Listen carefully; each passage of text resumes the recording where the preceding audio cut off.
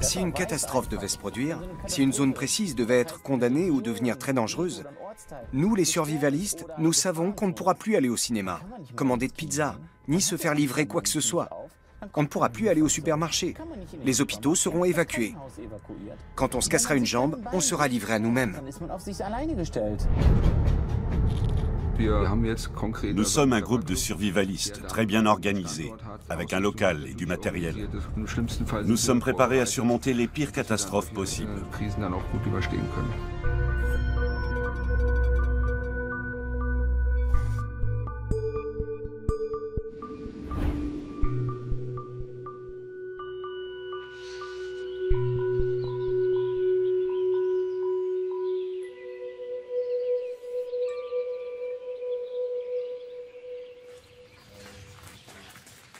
Daniel Schäfer est un ancien soldat, ancien commissaire de police et expert en combat au corps à corps. C'est ce qu'on appelle un survivaliste. Il est certain qu'une catastrophe va se produire prochainement et il se prépare pour cela. Depuis 2 ans, il partage régulièrement ses connaissances avec d'autres personnes au cours de ses entraînements de survie.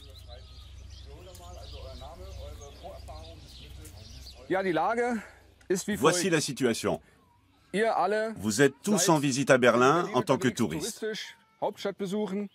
Et là, il se passe quelque chose. Des attaques au gaz toxique se déclenchent à 5 endroits différents et en même temps. Il y a de nombreuses victimes, on ignore encore le bilan. La décontamination commence immédiatement. On apprend à la radio et par des haut-parleurs qu'il ne faut pas rester à Berlin, au moins pendant une semaine. Notre mission consiste à nous replier ici, dans une forêt près de Berlin, et à trouver des bases militaires.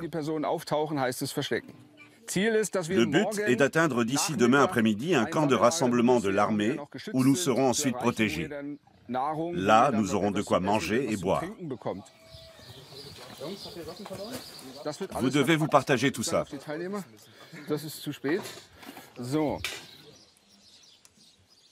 Je change le scénario d'une fois sur l'autre. Ce n'est pas toujours une attaque terroriste.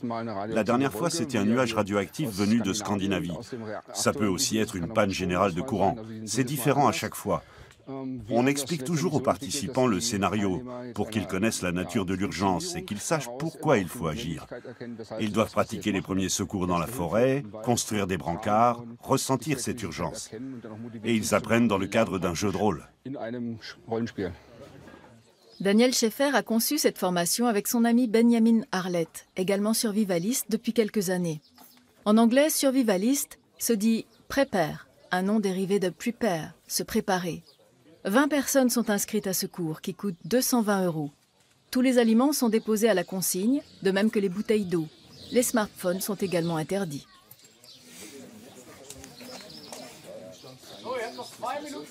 Die Straße entlang gehen, weil könnte gefährlich sein. Deshalb laufen wir jetzt einfach hier den Fluss entlang.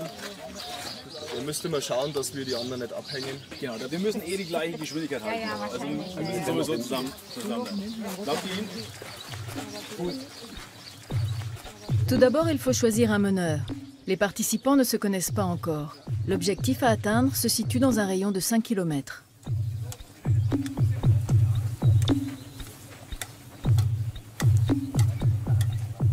Même si Daniel Schäfer présente ouvertement cette formation comme une préparation à une crise majeure, plusieurs participants la prennent plutôt comme un camp scout pour adultes. Ce n'est pas le cas de Ralf Ingo Kisser. Cet ancien ingénieur dans une centrale électrique de Berlin est l'un des rares à partager les idées de Schäfer.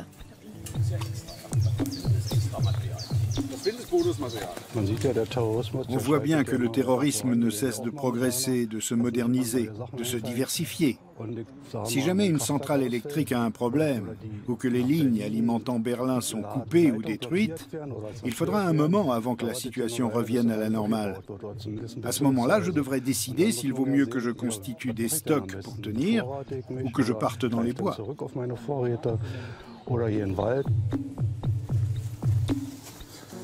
Survivre dans la forêt n'est pas une promenade de santé.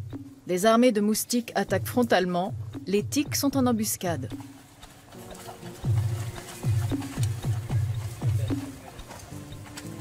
Et dans le scénario de Daniel Schäfer, on trouve aussi des bandes armées prêtes à frapper à tout moment.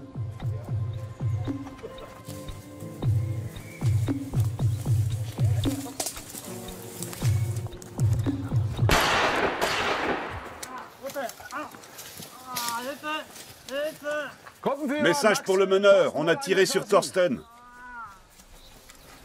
Thorsten Stanienda avait été prévenu de cette attaque. Il joue donc vaillamment son rôle de blessé. Les autres doivent s'occuper de lui.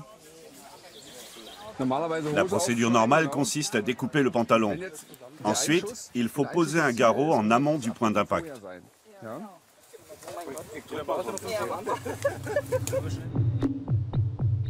Daniel Schäfer prend ces choses-là très au sérieux. Depuis 2015, en plus des scénarios apocalyptiques classiques comme les catastrophes nucléaires ou les blackouts électriques, il redoute une autre menace, pour lui la plus dangereuse de toutes, des terroristes déguisés en migrants.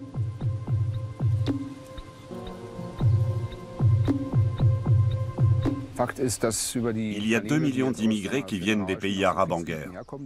Évidemment, cela ne veut pas dire que ce sont tous des terroristes. Mais si 10 000 d'entre eux le sont, c'est l'équivalent d'une division ou d'une grosse unité venue d'Irak ou de l'organisation État islamique qui se retrouve sur notre territoire, prêt à aller au combat.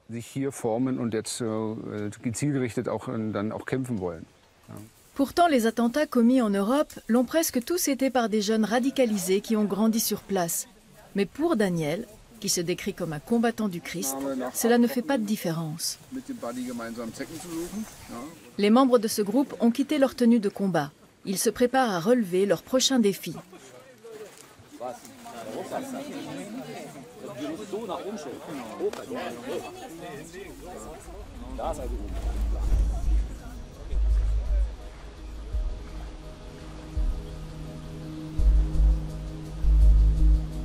Il est difficile d'avoir une estimation précise du nombre de personnes qui se préparent activement à l'apocalypse. Il y en aurait autour de 150 000, mais ce chiffre ne cesse d'augmenter. Ont-ils raison de se préparer au pire ?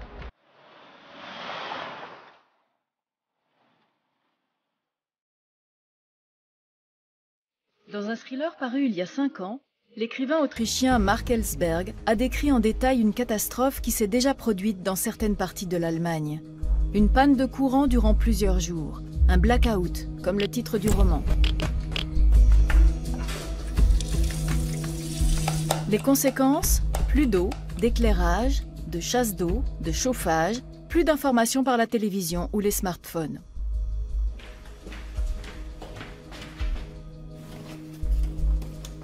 Dans le roman, le réseau électrique est paralysé à la suite d'un piratage à l'échelle européenne. En quelques jours, le continent sombre dans le chaos. Un scénario réaliste, d'après l'auteur.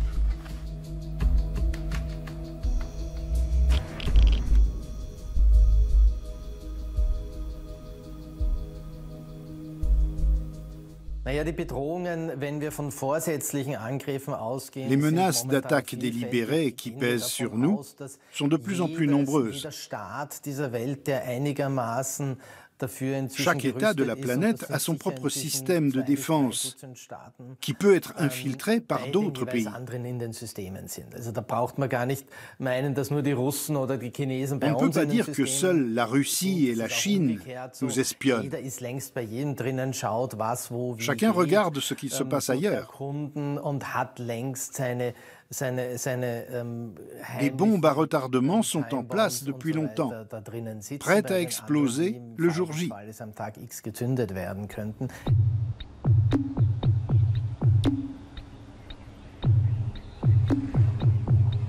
Retour dans la forêt de Brandenburg, où le groupe a décidé de renoncer pendant 2 jours au confort moderne.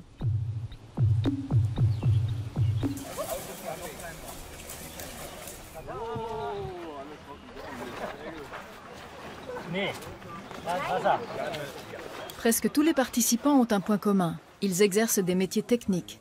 Stéphanie travaille dans le milieu scientifique. Thorsten est expert en informatique.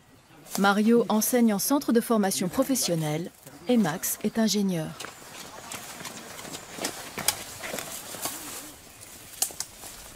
C'est très important pour moi d'être ici. Comme la plupart des gens en Allemagne, je travaille dans un bureau. Je suis ingénieur. Je dois réfléchir, planifier, suivre des projets, ce genre de choses. C'est vraiment bien d'être en contact avec la nature, pour ne plus avoir à faire tout ça, pour renoncer un peu à son confort. C'est ça qu'on trouve ici. Je n'ai pas mon portable et ça fait du bien. Il n'y a ni la télé, ni l'eau courante. Ça me fait redescendre sur Terre, je dirais. Venez ici. J'ai des aliments d'origine animale. Il y a aussi des choses à manger dans le tronc d'arbre. L'important, c'est de distinguer ce qu'on peut manger de ce qu'on doit éviter d'avaler. Ça ne va pas aller aussi loin aujourd'hui, mais en tout cas, il faut éviter tout ce qui a des épines et tout ce qui pue. Cela fait 11 heures d'affilée que le groupe se fraye un chemin dans la forêt sans manger. Ce n'est que le soir, au campement, qu'un repas leur est enfin servi. Un repas 100% naturel. Il faut faire attention à ce qu'on mange dans une sauterelle.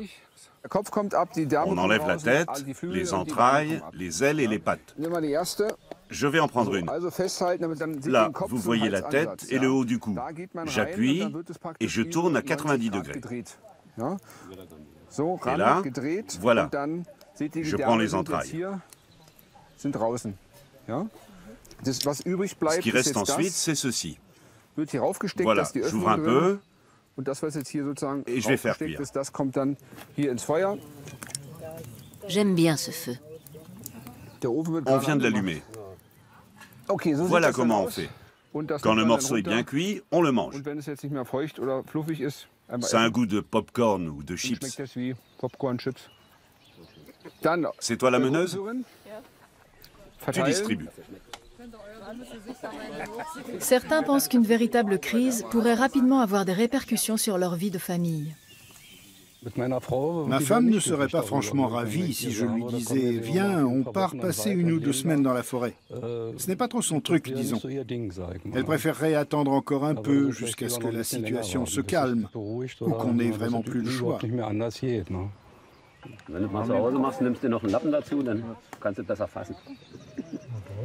Puis vient le moment du plat principal, une soupe à base de poisson qu'il faut d'abord vider.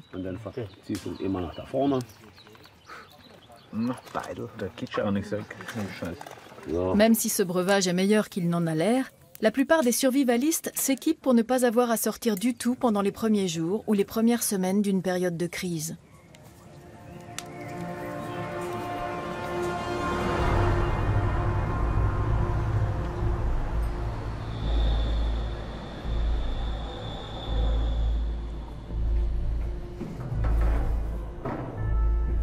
Dans la ville de Krefeld, nous rencontrons Bastian Blum.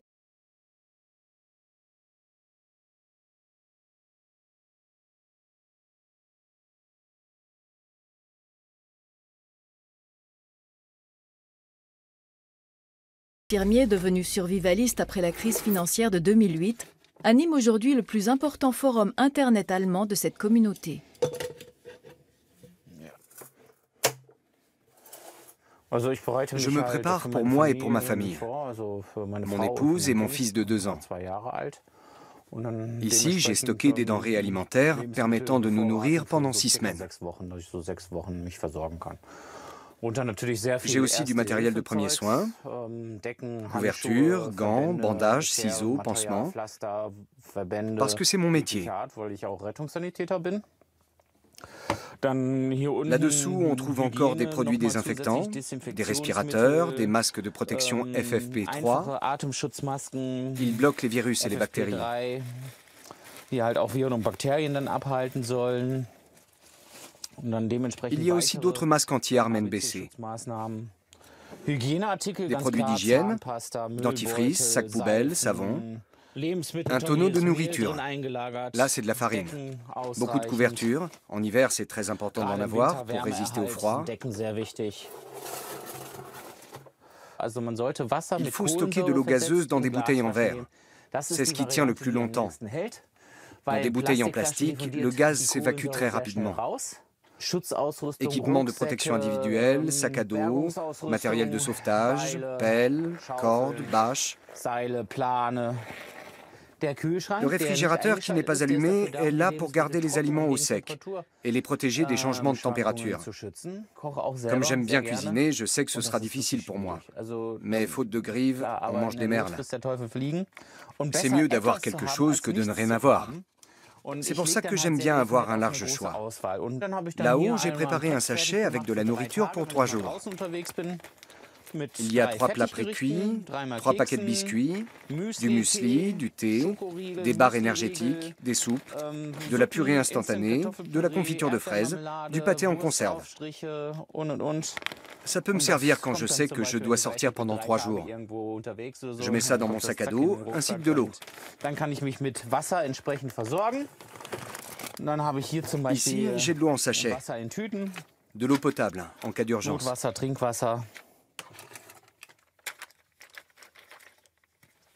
Ah, ça j'aime bien.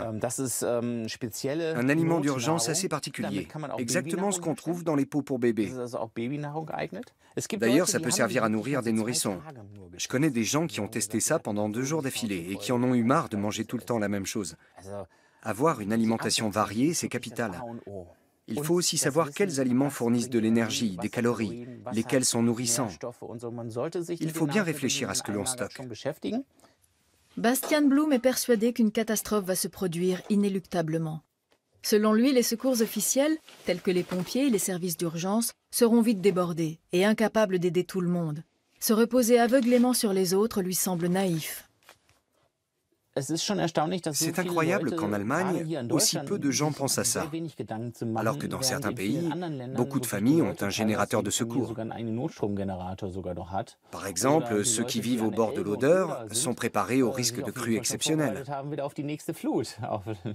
Ceux qui vivent dans le district de Münster aussi, parce qu'ils ont déjà subi une grosse panne d'électricité à cause d'une tempête de neige. Là-bas, les gens sont préparés. Ils ont des générateurs diesel, des bougies et des réserves de vivres. Je pense qu'il faut aller plus loin et se préparer au pire. Mais si beaucoup de gens ne veulent pas le faire, c'est aussi parce qu'ils n'y croient pas. En effet, la catastrophe n'est peut-être pas si loin. À 150 km de Krefeld, la centrale nucléaire belge de Tihange est régulièrement victime d'incidents. Il y a des brèches dans la cuve du réacteur.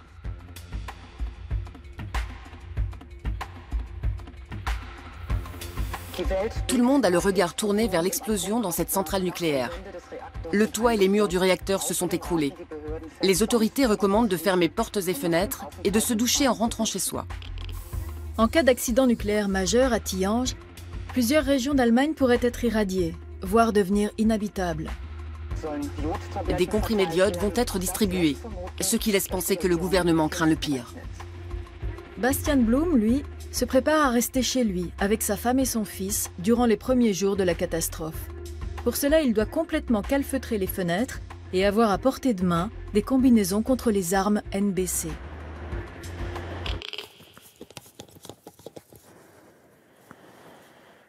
Là, j'ai augmenté le filtrage de l'air. Beaucoup de gens sont sceptiques face aux craintes des survivalistes. Il faut dire que parmi eux, on trouve une fraction de gens peu recommandables, comme des néo-nazis qui appellent de leur vœu la chute de la civilisation.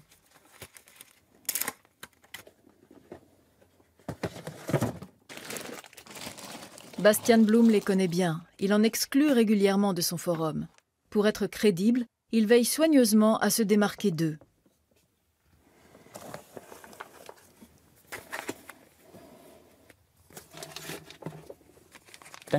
Il y a des survivalistes qui se focalisent sur les armes. La première chose qu'ils vous montrent, c'est leur arsenal. Ils alignent bien joliment les couteaux sur la table, ils sortent les kalachnikovs, les pistolets, et je ne sais quoi encore. Et ils disent « voilà, je me suis préparé ». Ou encore « ça finira forcément comme ça ». Ensuite, ils sortent leurs vivres. Mais ce n'est pas leur priorité. Ce ne sont pas de vrais survivalistes. Nous, on appelle ça des doomers. Ce sont des gens qui croient aux théories du complot.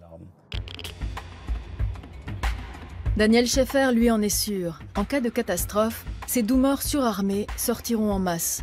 Pour lui, ce sont des hors-la-loi qui n'attendent qu'une chose, la chute de l'ordre établi. Ils chercheront à prendre le contrôle des villes. Il les a côtoyés lorsqu'il était policier. Avec son acolyte, Benjamin Arlett, il a également tout prévu.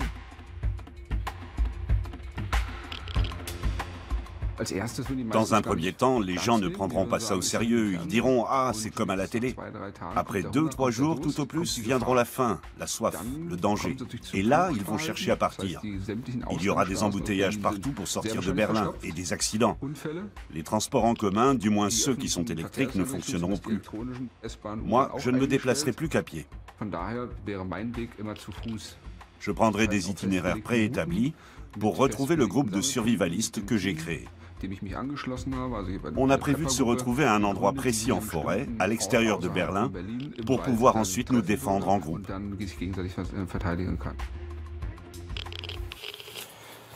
En cas de catastrophe, Daniel Schäfer n'agira pas comme Bastian Blum. Il quittera rapidement son logement de Berlin-Charlottenbourg. C'est plutôt un survivaliste nomade.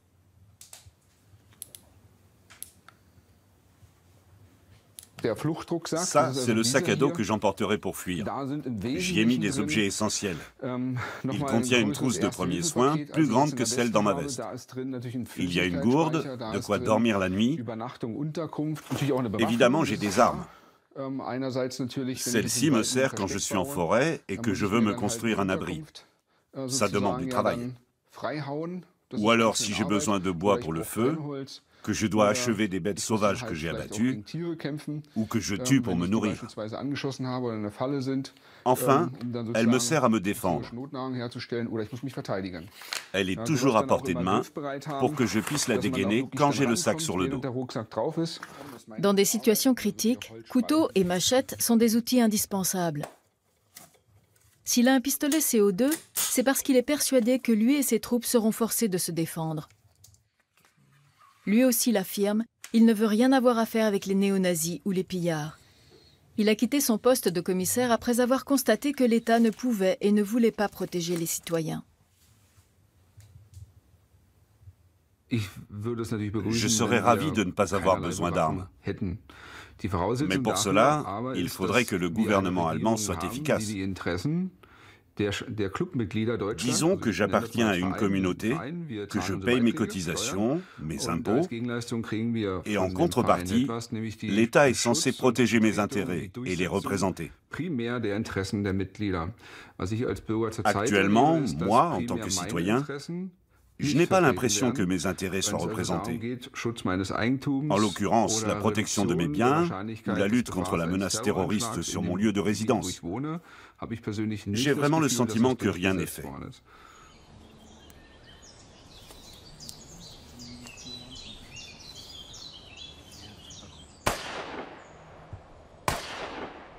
Dimanche, 5 h du matin. Daniel Schäfer joue le rôle d'un gangster armé et attaque le camp en tirant des balles à blanc. Les apprentis survivalistes s'enfuient, encore à moitié endormis. Après cet exercice, il y aura un petit intermède sportif, du combat au bâton. Ils vont apprendre à utiliser cette arme de manière à pouvoir se défendre. Je vais vous faire une démonstration avec Daniel. Aujourd'hui, on va vous apprendre 4 exercices que vous allez reproduire lentement, un geste à la fois.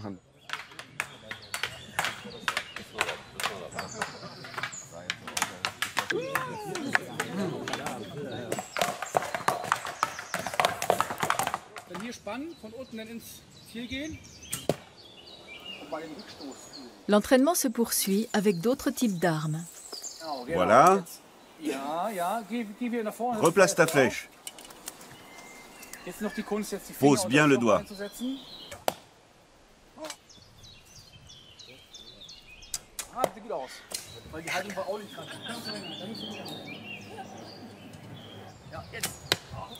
Six points, c'est bien.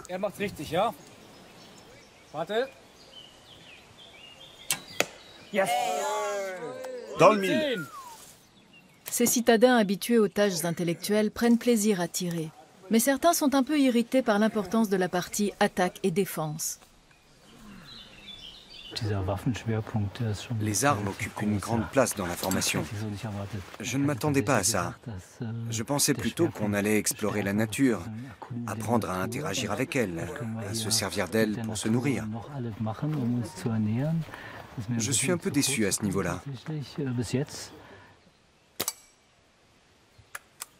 En hiver, bien évidemment, on ne trouve pas ou peu de nourriture d'origine végétale. Quand on n'a plus de réserve, le seul moyen d'avoir des protéines et de la graisse, c'est donc de chasser. Pour cela, on utilise des arcs, des arbalètes, des armes à feu. Le groupe dispose de toutes ces armes. Il faut aussi s'attendre, comme on l'a vu la nuit dernière, à voir débarquer des gens moins bien préparés, qui ont faim et qui voudraient piquer de la nourriture aux autres.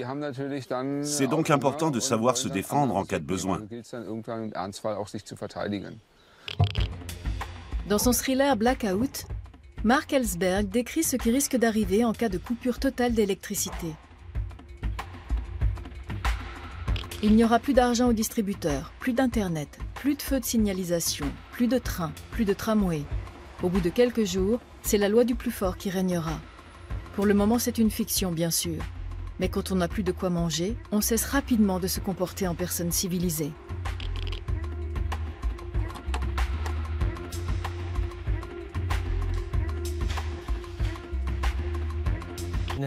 Dans les supermarchés, tout fonctionne grâce à l'électricité, que ce soit les ordinateurs qui gèrent les stocks, les caisses, ou encore les portes qui s'ouvrent et se ferment automatiquement.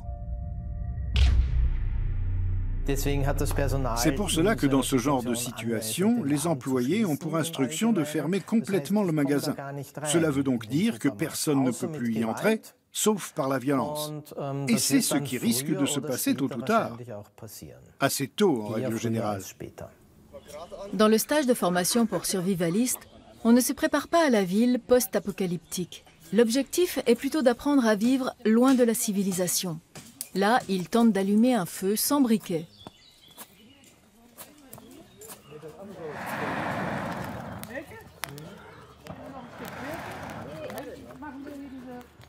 Ce que j'apprécie le plus, c'est l'idée de se priver de nos ressources. On se retrouve à faire comme nos ancêtres qui n'avaient pas d'outils. Évidemment, avec une allumette, n'importe qui peut y arriver.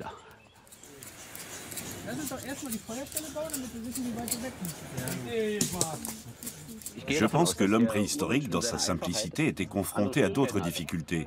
Et d'ailleurs, je parie qu'il était plus heureux que beaucoup d'entre nous dans cette société moderne. L'homme d'il y a 10 000 ans était content quand il arrivait à faire du feu, parce que ça produisait de la chaleur. C'était déjà bien suffisant. Quand il avait aussi de quoi manger, il ne manquait plus de rien. Sauf peut-être d'eau potable.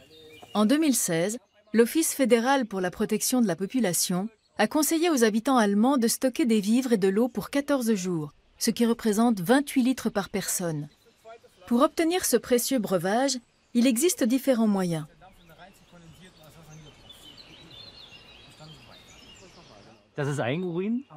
Ça, c'est ma propre urine. Elle doit maintenant être distillée pour être transformée en eau potable. On va voir si ça fonctionne.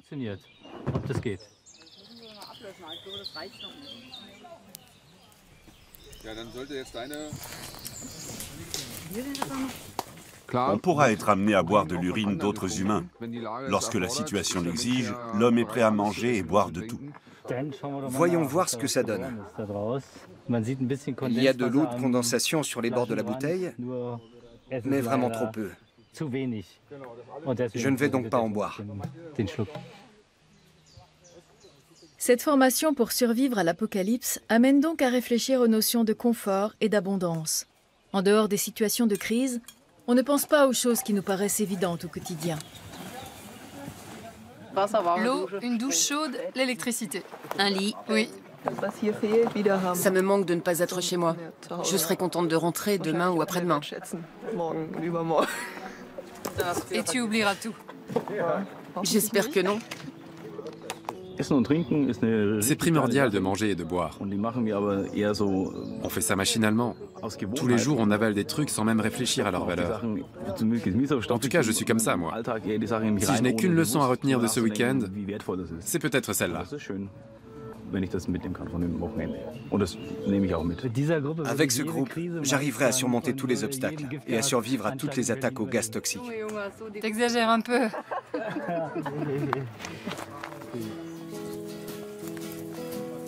Au cours de ce week-end, Daniel Scheffer n'a pas forcément réussi à convaincre ses apprentis de l'existence d'un danger imminent. Ils ne sont pas devenus des survivalistes, mais peut-être qu'en allant au supermarché la prochaine fois, l'un d'eux regardera le rayon des boîtes de conserve et des bouteilles d'eau différemment et qu'il aura subitement envie de faire des réserves.